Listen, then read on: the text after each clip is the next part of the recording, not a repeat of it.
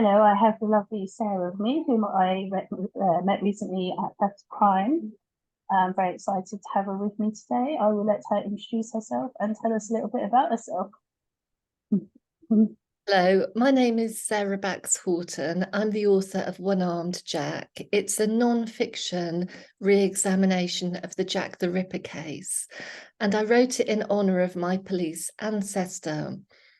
In early 2017, I discovered that my great-great-grandfather, Harry Garrett, worked on the Jack the Ripper case, and I was so thrilled by the discovery that I researched his career, further researched the Jack the Ripper case, and wrote a book. When you found out your link to your ancestor and all the research, why did you decide to write a book as a result of that? My chance discovery happened at a particular time in my life when I was on unpaid sabbatical from my work. And I suppose if you're a busy person and you've always worked and you end up not working, you're always looking for another project. And I've always been fascinated by family history. I made a chance discovery about my police ancestor. And when I realized that I was connected to someone, not royalty, not nobility, but a police officer who'd worked on the most challenging investigation in police history, I wanted to give something back, and I wanted to give him his own small part of history. And I decided it was a subject that was worth writing a book about. Why do you think it is that people are still so interested after all these years? Do you think it's just the not knowing? I agree. I think there is a lot about the mystery. 135 years later, hopefully with my book, we are closer to understanding who Jack the Ripper was, because I put forward a new prime suspect, Hyam Hyams, a Whitechapel cigar maker who had an injury to his left elbow in early 1888, was epileptic, suffered from mania, delirium tremens, and a very disturbed individual who was violent towards his wife, mother, and other individuals, and who I propose in my book as Jack the Ripper. When you first sat down and started to write, what did you find more difficult than you were expecting? What's particularly difficult with the Jack the Ripper case when writing non-fiction is how many theories, suppositions, the whole wealth of material of other people who've engaged with the case over a huge period of time. And although some of the evidence material is quite thin, the sheer volume of general material is huge. And I got to a point when I realised that because I was writing the book in honour of my police ancestor, I wanted to get back to the original sources and to what the policemen of the day said about the case. And so I kind of took a clean line through all of the available information, and I cut out a lot of theorising. And what I discovered was that the CID chief of the day, Robert Anderson, claimed publicly in a published memoir that the police had solved the crime without a doubt. And he gave a profile of an unnamed individual.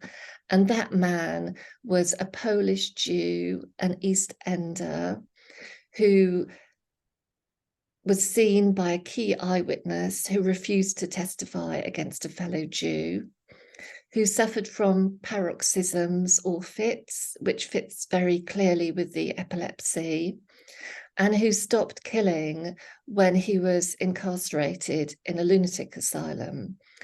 And all of those features match Hyam Hyams, as do eyewitness accounts of a man with a stiff arm and peculiar gait or way of walking, who was seen either accosting some of the women or running away from a crime scene afterwards. Wow, that's awesome. And the research you had to do, I guess, was extensive. And was there a lot of other interesting things you learned along the way? I found out an incredible amount about the case. I found it truly fascinating. I had quite a minimal knowledge before I started. I think we've all heard of the case and we all feel that we know something about it. But on searching the memory banks, perhaps one feels one knows less than one thought in the first place, perhaps.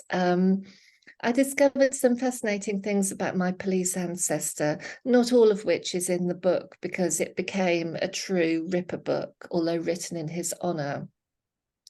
And one of the things which I discovered, which I'm really proud of, is that he helped to save 11 people from a house fire in Whitechapel in October 1888.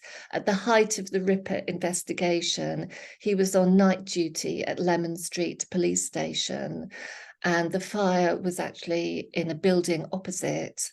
And he and colleagues ran up a smoke-filled staircase, putting their own lives at considerable risk, and rescued the family. It was a Jewish family which has illustrious descendants who you will have heard of.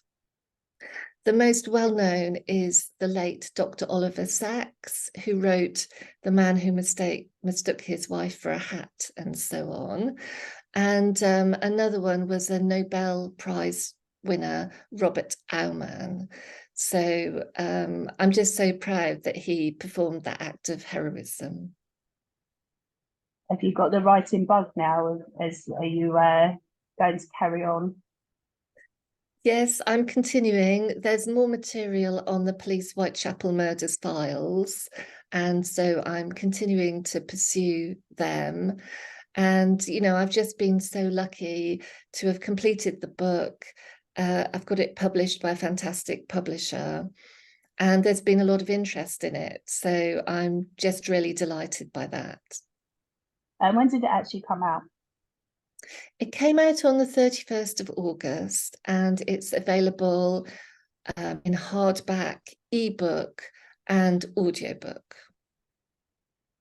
Brilliant. And how long did it take you from the first idea of writing it to actually getting it out into the world? So it's a time lapse which may, you know, a slightly alarming amount of time. So probably about 6.5 years elapsed time. However, I wasn't working on it continuously because I did get to a stage where I felt it was finished, and it is quite difficult to get an agent and publisher. The pandemic didn't help. I believe it did slow down the industry and possibly made it a little bit more commercial as well. So it did take quite a long time. But I do consider myself very fortunate, and it is wonderful to be the other side of the publishing date. I've heard longer for fiction books, so that's not a bad time lapse. And you said that you found it difficult to find an agent and publisher, but you did eventually. So how did that come about? I was extremely lucky. I sat next to a man at the National Archives at Kew when we were each researching our own books. And he asked me what I was doing, seemed very interested in me and my work. And so I explained my tale of woe about the difficulty of getting an agent and getting published. And he gave me a virtual introduction to Andrew Loney, who's my current agent. And so I was very grateful for that stroke of luck. And Andrew read my book and liked it and was willing to take me on. Wow, brilliant. That's awesome. Yeah, I was very lucky. Yeah. I totally forgot what I was just going to ask you then. Got distracted so easily. Would you consider writing crime fiction now that you've written non-fiction and you've met the community? I absolutely love crime fiction, and I have since I was a child, reading Sherlock Holmes, Agatha Christie, and all of the wonderful modern stuff that's been published since then. For me at the moment, I feel that non-fiction is my skill and I'm going to keep at it, but I would never say never for crime fiction. Would there be any other areas of history that you particularly like to cover? Although I love the Victorian era, I'm also interested in the early 20th century, and I can certainly see myself moving into more modern times. But I'm not entirely sure at the moment because I'm keeping on the Whitechapel murders, I think for the next couple of years at least. And do you enjoy all the research that you have to do? I love it. I really thrive off it. And this is why I believe I'm probably a non-fiction writer at heart. And also, I do find it very inspiring to write because you're writing about true events with real people. And I just find it fascinating. And I do also believe that truth is stranger than fiction. Although having read some fiction, maybe I'm slightly wrong in that respect. But who knows? Who knows about the fiction? I certainly love reading it, and I've enjoyed mixing with the community. What's the weirdest or most interesting thing you had to do as research? That's such an interesting question. I think walking through Whitechapel trying to work out escape routes for my murderer. So where he would have gone from the crime scene, because he didn't always return directly home. On the night of the double event in September 1888, he killed two women at two different locations within 45 minutes of each other. And he may have hidden out at two different locations before returning home. So that's a really complex escape route, which I explore in my book. Blimey, especially with everything being so different nowadays as well, that must have been quite challenging. Has he Yeah. done any of the, is there Jack the Ripper walks and stuff in London as well? There are. I mean, I've been very lucky. I went on two. When I first came to London, two old school friends persuaded me to go on one. And I went on the most brilliant one done by Ripper expert Donald Rumbelow. More recently, when I realised that I really needed to get to know the streets of Whitechapel for my book, I asked one of the main companies if I could have a private tour. And this was arranged with a Whitechapel writer. And I was allowed to take a group of friends. And so we all went together. And it was just so helpful because sometimes you do need an expert to show you the exact spot, particularly when it's been built over and developed in the passage of time. And I found it very helpful and it got at my confidence. So I was then able to go out and continue that kind of walking and research by myself. Has anyone ever given you any sort of negative feedback for either bringing up a case that's so old or bringing in another theory that can never be proved, I guess? Funnily enough, a lot of people are absolutely intrigued by me and my idea. And I think a couple of slight naysayers haven't read the book. And I just do think, I'd be interested in people's views if they've read the book, but if they haven't read the book or don't want to read the book, then that's fine. Yeah, I mean, obviously, even I'm interested. Like, I love the whole thing around it, but there must be people out there that are just like, oh, Yeah. so.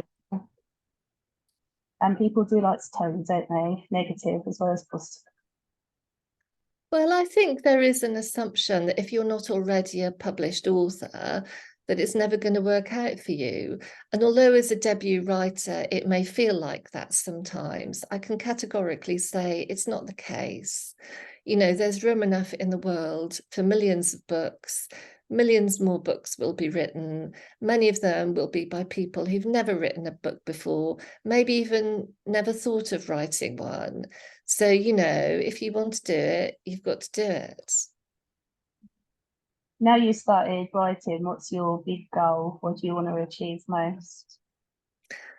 I really want people to read my book and enjoy it and think that was worth investing a few hours of my time in. They find it fascinating, an intellectual challenge, makes you think, makes you question, receive knowledge about the case.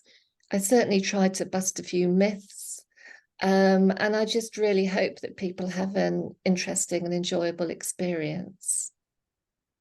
And we were talking before we started recording and at Capital Crime about non-fiction authors not really being featured at book events. So is that something that you'd like to push for more? I would like to push for more interest in non-fiction. And I feel very strongly that to the audience, they don't always perceive a genre divide between fiction and non-fiction. Certainly with historical fiction, much of it is extremely similar to non-fiction, and with a huge amount of research based on true stories, with true real life personalities in the books. So I don't always think the genre divides are helpful, when thinking about what an audience would like. Just thinking actually, I think there's an award, not sure if it's Harrogate, the Daggers for non-fiction. I know one of the awards has a non-fiction element, so they do recognise it to a point. It's not quite enough to have a panel. Yeah, yeah, yeah. Yeah, I think it might be the Daggers. Can't remember. I've been to that many. I can't. There is a non-fiction dagger, and there are other non-fiction prizes. I need to see how my book lands with the audience and what the response is before thinking about anything like that. Yeah, so it's only been out a week so far, hasn't it? So Yeah. what's the reaction been like so far? I've had some fabulous reviews and people who've thoroughly enjoyed reading it. And yeah, I'm hoping to get some more in the coming months. How have you found marketing and pushing it? Because I know a lot of authors find that the most difficult thing.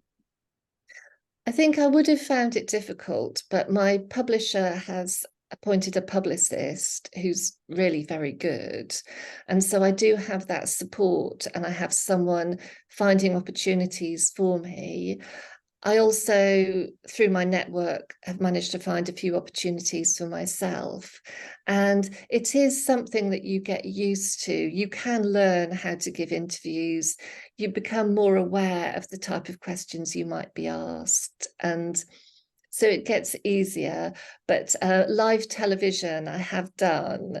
And that is the greatest challenge, because you're thinking, well, if anything goes wrong, nobody's going to edit this out, but it was fine because the interviewer generally looks after you and kind of leads you through. So how far are you into book two?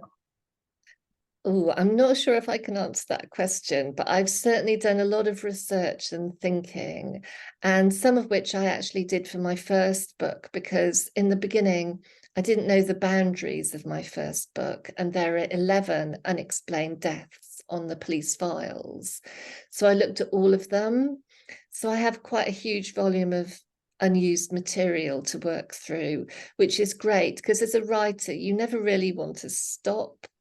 So I'm lucky. I don't think I'm going to stop now. Good. I like to hear that. So when you do get to chill and not write, what do you enjoy doing? What do you enjoy reading? I love Kate Atkinson, Joanne Harris in particular at the moment. They're probably my favourites. I love Hilary Mantel also, and I'm just so glad that she finished her great work. I like short stories, poetry. I love the old classics. I'm never bored of an Ag. I can go back to Agatha Christie any day of the week. I adore her. There's just so much great stuff out there, and there are also the modern reinterpretations, of the Miss Marple stories and so on, which I also enjoy. Did you have any big fangirl moments at Capital Crime? And is there any author that you'd particularly love to meet that you haven't met yet? Well, because I'm a member of the Society of Authors, I've met Joanne Harris several times, but she always makes me cry. I mean, not she makes me cry, the act of meeting her makes me cry. So I'm going to cry now. And I'm always like this with Joanne Harris. No, she's got used to me by now. And she signed her latest book for me at Capital Crime, which I was delighted about. Yeah, I suppose there are so many writers that I would love to meet, but it's not just meeting them, it's whether it would be possible to talk to them about their work. And that isn't always possible from a fangirl perspective. But yeah, I feel very lucky to have met the few that I have met. Yeah, I met Lee Child this year, and that was something special, and he was so lovely. So I think I've pretty much big authors would be Stephen King. I've only got left to meet really. I got to meet Kathy Wright last year, and she is one of the reasons I took a degree, and I got to tell her, and that was pretty cool. So yeah, it is. But yeah, never got to chat to her apart from saying that. But I don't care. I was happy. Yeah, it is wonderful to be able to tell people who've helped you how much they've helped you. That feels like a big repayment of the debt. Yeah. Yeah, I think it completely threw her as well because everyone's fangirling, oh, we love your books and stuff. And then I come up and we're like, oh, yeah, I took a degree because of you. I think she was like, oh, so yeah, that was cool. Yeah. If you were able to be able to sit with an author and talk to them about their work or to have them as a mentor, who would you choose? Oh, you're asking me all the difficult questions, Donna. I mean, you've mentioned Lee Child. I am so fascinated that you've met him. I would love to meet him. And I just love the kind of intense, kind of thriller aspect of his work. I find that fascinating. And his characterization. And I really love the concept of getting your retaliation in first. This is pretty good. So maybe Lee Child and his brother, wouldn't that be a great masterclass? Yeah, and they're so chilled. They're the most chill people in the world. It's just nuts. It really, really is. I'd love to talk to Andrew more. I think, you know, being in his brother's shadow and then now being in charge of the massive Reacher franchise, I guess. But Lee Child was one of the most chilled men I've ever met. It was amazing. It's very cool as well. Yeah, yeah. I'm looking forward to that moment. I feel as though it might be possible for him to me to meet him now. Yeah. Yeah. He still, I mean, I think he lives in some ranch in America. Apparently, he smokes weed. Definitely. But, you know, if you can, then why not? Exactly. Yeah. And another possibly tricky question, if you're able to time travel just for a visit, either forwards or backwards, where would you go to? I would go to Whitechapel for as long as possible across the year of 1888. I'd find out what Jack the Ripper was up to and answer some of the questions that I possibly leave unresolved in my book. And I would meet my police ancestor and I would shake his hand. So that would be very exciting for me. Would you be interested in writing about the police of the era? Because that's quite an interesting time for policing, wasn't it? So obviously they don't have what we have now, but they still done quite a good job in catching a lot of the criminals. Yeah, I mean, that's a good question. I don't like to write a book that's been well written about before. And I mean, where you can pinpoint just an excellent book where you think the author's got it exactly right. And there are some very good books about the policing in the Victorian era and also specific to Jack the Ripper. So I feel I would need to have something new or different, a different angle perhaps, because I wouldn't want to recreate somebody else's just brilliant book because I don't think that would be the right thing to do. I am interested in Victorian policing, and I suppose through my book and hopefully my future work, I do have a focus on it, but I suppose it's not the whole subject of the book. And is there anything that you have found out doing your research, either about Jack the Ripper or just general Victorian London, that can really shock you that you had no idea about? I think a couple of things. I think, first of all, no idea that the police of the day had declared the case to be solved, because it's always put forward as being this immense mystery. But they not only said that it was solved, they gave some identifying information about the man. And the City of London police even said that he'd been chased from the scene of Mitre Square into possibly an adjoining building. So this was all completely new to me, and this is what I focused on in the book. The other thing that shocked me is the destitution, the fact that there was no safety net for any of these people, and really the difficulty of just surviving on the Victorian streets. And my police ancestor's brother actually became an alcoholic and was living in a Salvation Army hostel and in other kind of sheltered premises, and ended up in Tooting Bec Lunatic Asylum. And when I researched his life, I felt really sorry for him and his family and everything they went through. And, you know, with the difficulties that he had in trying to keep his life together, a very, very difficult time. And I'm longing to put his story in a book, but I don't currently have a vehicle to put it in, but hopefully I'll write about him one day. Yeah, I hope so. Because yeah, I've read a book recently that talks about the poorhouses of London, and it was shocking, really horrendous. So yeah, I'm glad that things have moved on. Yes, yeah. Well, I don't think I have any more questions for you, unless you think there's anything obvious that I haven't asked you that you want to tell us. Thank you so much, Donna. Thank you for having me on. You're very welcome. So do you just want to remind everyone where they can get the book from and where they can find out more about you if they'd like to? So my book is available widely online and in the bookshops, and it's also an ebook and an audiobook.